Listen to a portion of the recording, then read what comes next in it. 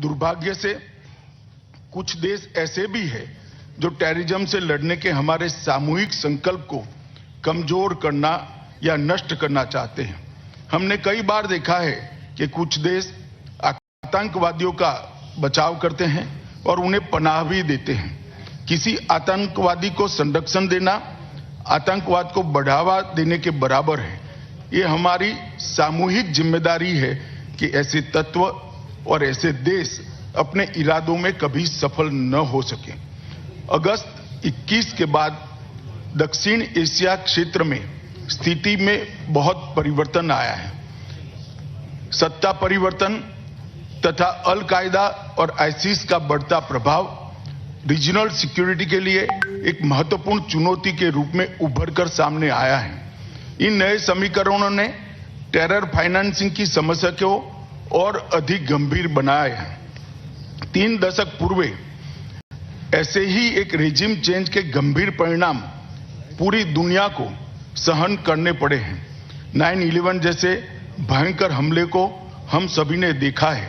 इस बैकग्राउंड में पिछले साल दक्षिण एशियाई क्षेत्र में हुए परिवर्तन हम सभी के लिए चिंता का विषय है।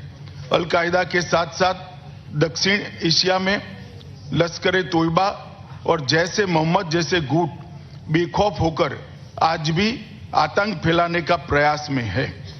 हमें कभी भी आतंकवादियों के पनाहगाहों या उनके संसाधनों की अनदेखी नहीं करनी चाहिए। ऐसे तत्वों को स्पॉन्सर करने वाले तथा इनको सपोर्ट करने वाले डबल स्पीक को भी हमने उजागर करना पड़ेगा।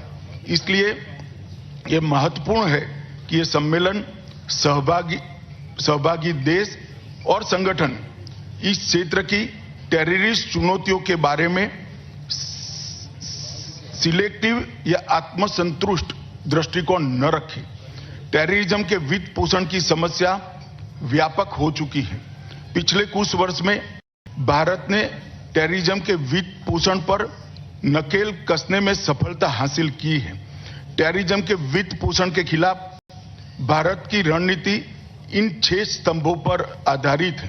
पहला, लेजिस्लेटिव और टेक्नोलॉजिकल फ्रेमवर्क को मजबूत करना। दूसरा, व्यापक मॉनिटरिंग फ्रेमवर्क का निर्माण करना। तीसरा, सटीक इंटेलिजेंस साझा करने का तंत्र पुख्ता करना। इन्वेस्टिगेशन एवं पुलिस ऑपरेशन को मजबूत करना। चौथा, संपत्ति की जब्ती का प्रावधान और उसका उपयोग करना। पांचवा, कानूनी संस्थाओं और इन तकनीकों के दुरुपयोग को रोकना। और छठा, अंतर्राष्ट्रीय सहयोग एवं समन्वय स्थापित करके इसके खिलाफ अंतर्राष्ट्रीय स्तर पर लड़ाई को मजबूती देना।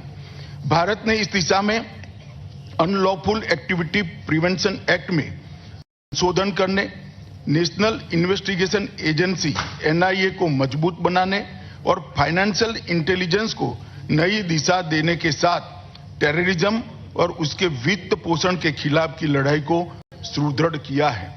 यह हमारे निरंतर प्रयासों का ही परिणाम है कि भारत में टेररिस्ट घटनाओं में अत्यधिक कमी हुई है।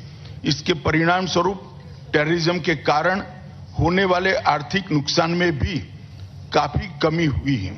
भारत का मानना है कि टेररिज्म से निपटने का सबसे प्रभावी तरीका इंटरनेशनल कोऑपरेशन और राष्ट्रों के बीच अभियोजन, इंटेलिजेंस